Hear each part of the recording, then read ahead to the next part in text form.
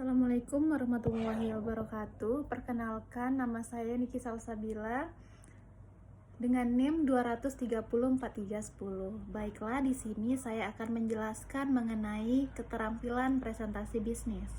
Presentasi bisnis adalah menyampaikan informasi mengenai aktivitas bisnis yang meliputi pengembangan produk, pengajuan usul proyek, dan lain sebagainya. Presentasi dalam bisnis sangat penting dilakukan agar mencapai tujuan yang diinginkan. Presentasi bisnis memiliki tujuan seperti menginformasikan pesan-pesan bisnis kepada audiens, menghibur audiens, menyentuh emosi audiens, dan tentu saja memotivasi para audiens. Selanjutnya, presentasi yang baik haruslah didahului dengan persiapan yang matang tentunya. Karena dengan melakukan persiapan, setidaknya kita telah memiliki bahan yang akan kita sampaikan. Persiapan tersebut meliputi yang pertama, ada penguasaan terhadap topik atau materi yang akan disampaikan. Yang kedua, penguasaan berbagai alat bantu presentasi dengan baik. Yang ketiga, menganalisis siapa audiens yang akan kita sampaikan presentasinya.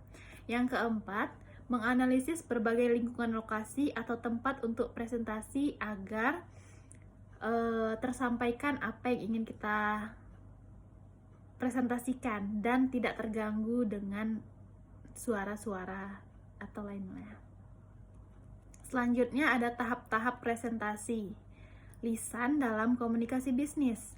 Yang pertama, persiapan berbicara oleh para presenter yang berisi penetapan tujuan, analisis audiens, dan perencanaan isi dan gaya bicara.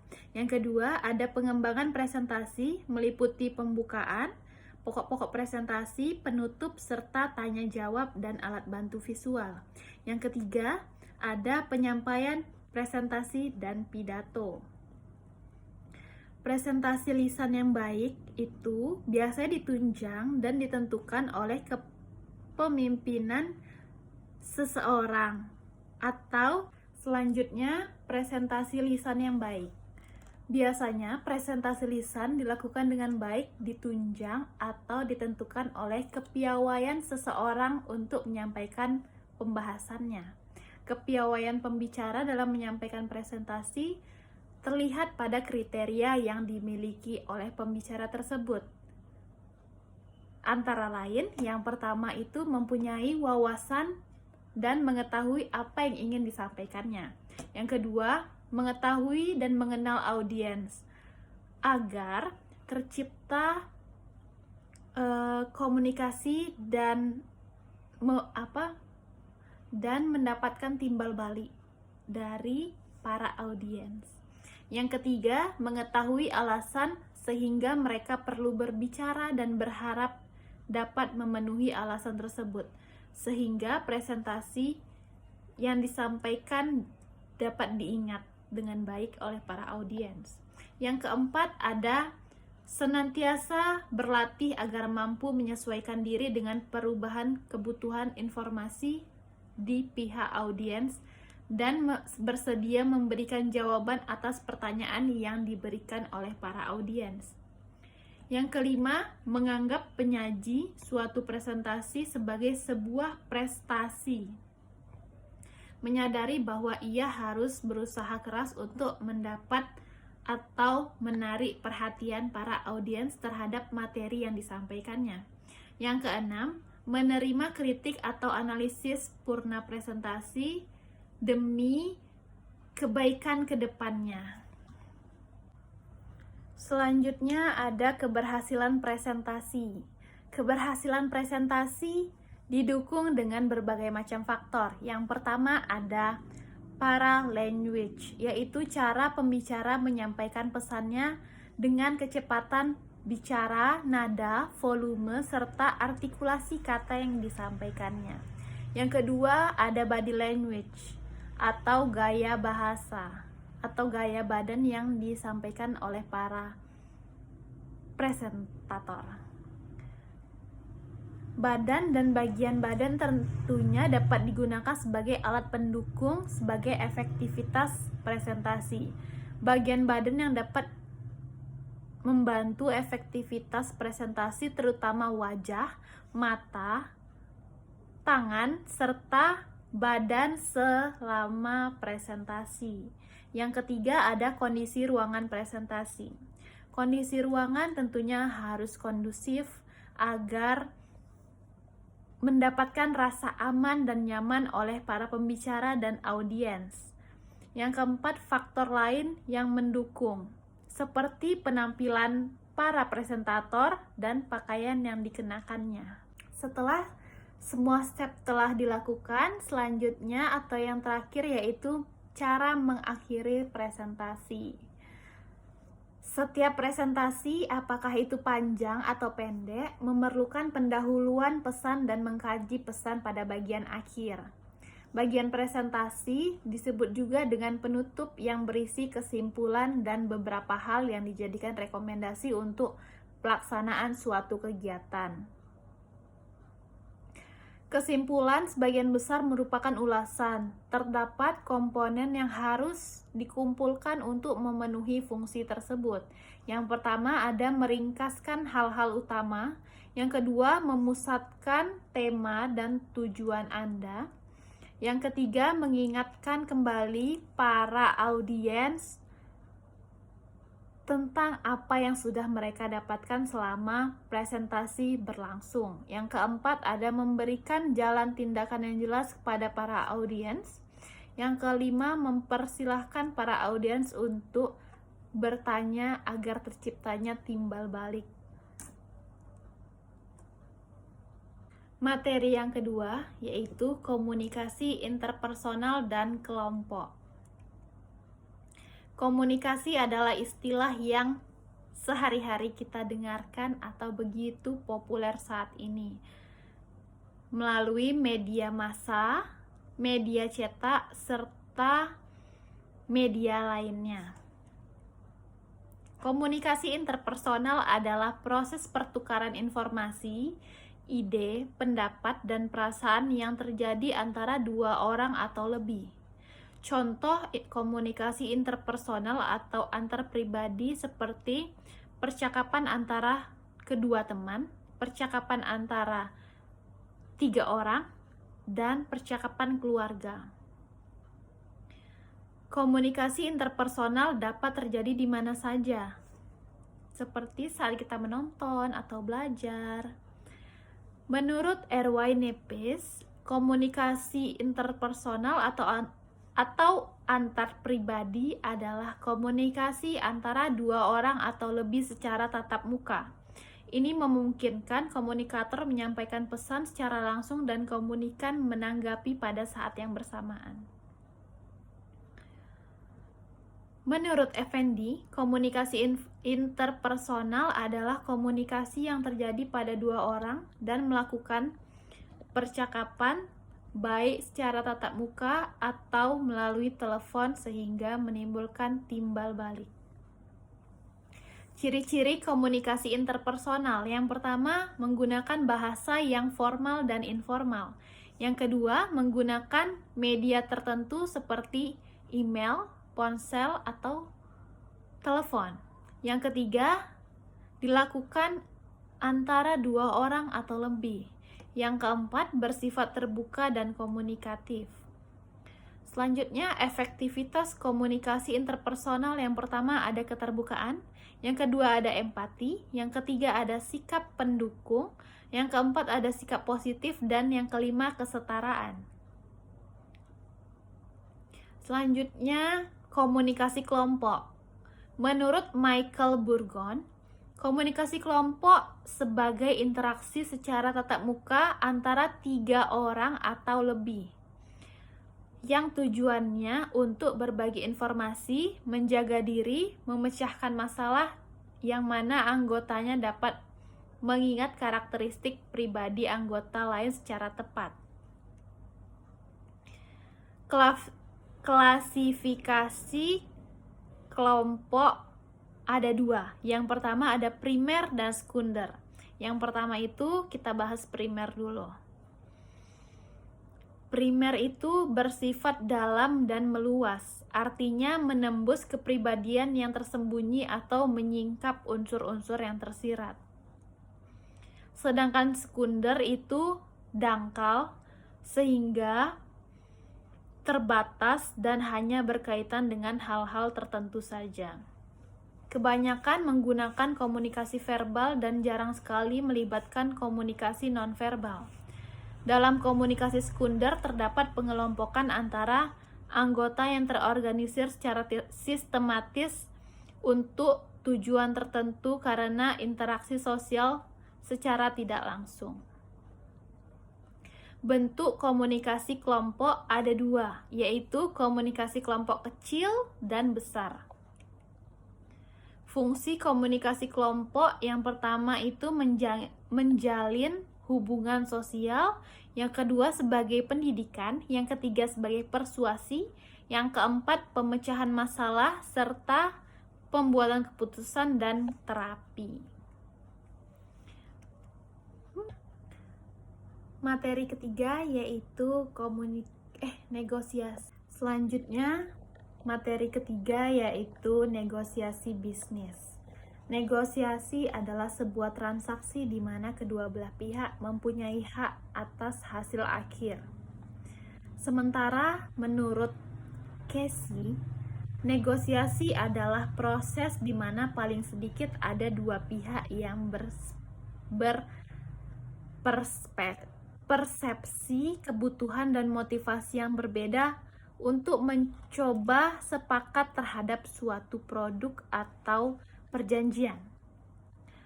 Jadi, negosiasi adalah melibatkan dua orang atau lebih yang saling berinteraksi untuk mencari kesepakatan antara kedua belah pihak yang saling menguntungkan. Tujuan negosiasi sendiri untuk menemukan kesepakatan antara kedua belah pihak secara adil dan memenuhi harapan mereka. Selain itu juga mendapatkan kesepakatan, negosiasi juga untuk mendapatkan sebuah keuntungan dan menghindari kerugian terhadap masalah lainnya. Selanjutnya yaitu proses negosiasi. Dalam negosiasi ada 6 tahapan penting yang harus diperhatikan. Yang pertama adalah persiapan. Yang kedua, kontak pertama. Yang ketiga ada konfrontasi. Yang keempat ada konsiliasi. Yang kelima ada solusi. Dan yang terakhir pasca negosiasi, yang telah disepakati atau tidak disepakati. Yang kedua ada tahap implementasi. Tahap implementasi merupakan tahapan penerapan atau tindakan yang diperlukan agar mencapai tujuan yang sukses dalam bernegosiasi. Yang ketiga ada tahap peninjauan negosiasi. Tahap ini merupakan tahapan setelah berlangsungnya proses negosiasi. Ada beberapa alasan penting mengapa tahap peninjauan negosiasi perlu dilakukan. Yang pertama, untuk memeriksa apakah sudah mencapai tujuannya atau belum. Jika belum, maka bisa menjadi pelajaran dan evaluasi sebagai negosiator. Dan jika sudah, maka pastikan apa yang sudah dilakukan dengan baik, lalu kita lanjutkan. Selanjutnya ada taktik dalam bernegosiasi. Yang pertama, taktik dengan cara kita sendiri. Yang kedua ada taktik dengan cara kerjasama. Yang ketiga ada taktik dengan tidak bertindak apa-apa. Dan yang terakhir taktik melangkah ke tujuan yang lain. Tips sebagai negosiator ada 4. Yang pertama, negosiator curang. Yang kedua ada negosiator profesional. Yang ketiga ada negosiator yang bodoh. Dan yang keempat ada negosiator yang naif. Jadi, dalam bernegosiasi, kita harus memperhatikan tahapan dan taktik dari para negosiator atau lawan negosiasi kita agar kita tidak merugi dan kalau bisa dua-duanya saling mendapat keuntungan. Materi selanjutnya yaitu etika dalam komunikasi bisnis. Etika berasal dari bahasa Yunani yaitu ethos yang mengandung arti cukup luas yaitu adat, kebiasaan, akhlak, watak, perasaan, sikap, dan cara berpikir. Etika merupakan suatu pemahaman mengenai tindakan yang benar atau salah. Etika memberikan panduan apakah suatu perilaku tertentu dapat digolongkan perilaku bermoral atau tidak bermoral. Etika mampu memberikan pengarahan kepada masyarakat guna melakukan perkembangan menjadi sebuah masyarakat yang teratur, yang tertib, dan damai serta sejahtera dengan mematuhi seperangkat norma yang berlaku, guna terwujudnya kesejahteraan sosial dan ketertiban. Istilah yang berhubungan dengan etika adalah etik, etis, dan norma. Etika sebagai ilmu akhlak yang membahas pola-pola aturan tentang nilai-nilai kesusilaan tidak bisa lepas dari istilah etik, etis, dan norma.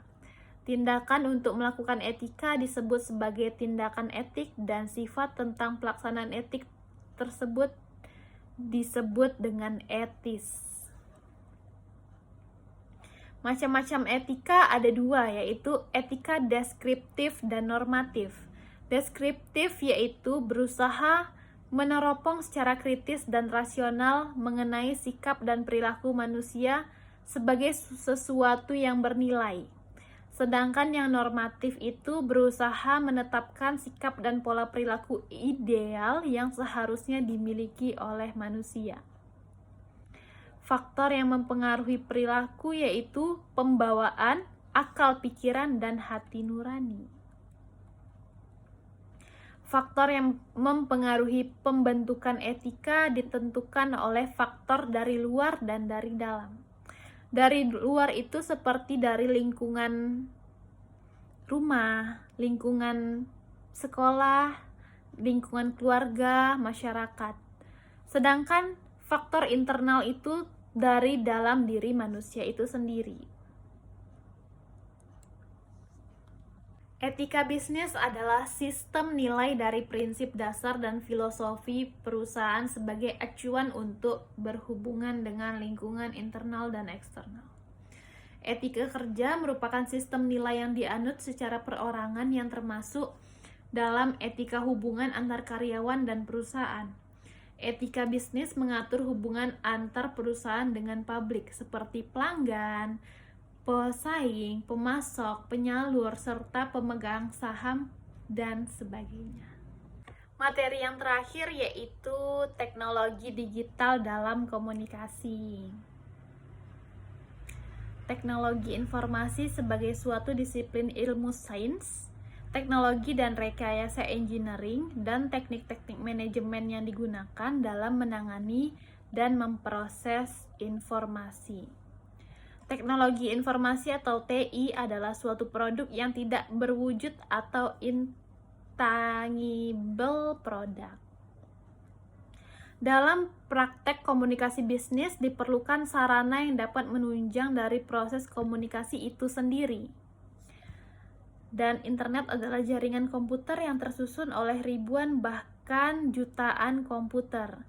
Teknologi digital adalah suatu alat yang tidak lagi menggunakan tenaga manusia secara manual, tetapi lebih pada sistem pengoperasian otomatis dengan sistem komputerisasi atau format yang dapat terbaca oleh komputer.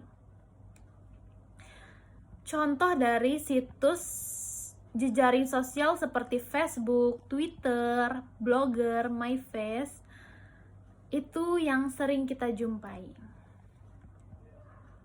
Manfaat mempelajari penggunaan teknologi informasi dalam komunikasi bisnis. Yang pertama, memperoleh serta mengenal definisi dari teknologi informasi itu sendiri. Yang kedua, memperoleh dan mengenal fungsi dari teknologi informasi dalam komunikasi bisnis. Yang ketiga, mengetahui alasan mengapa kita perlu menggunakan teknologi informasi dalam komunikasi bisnis.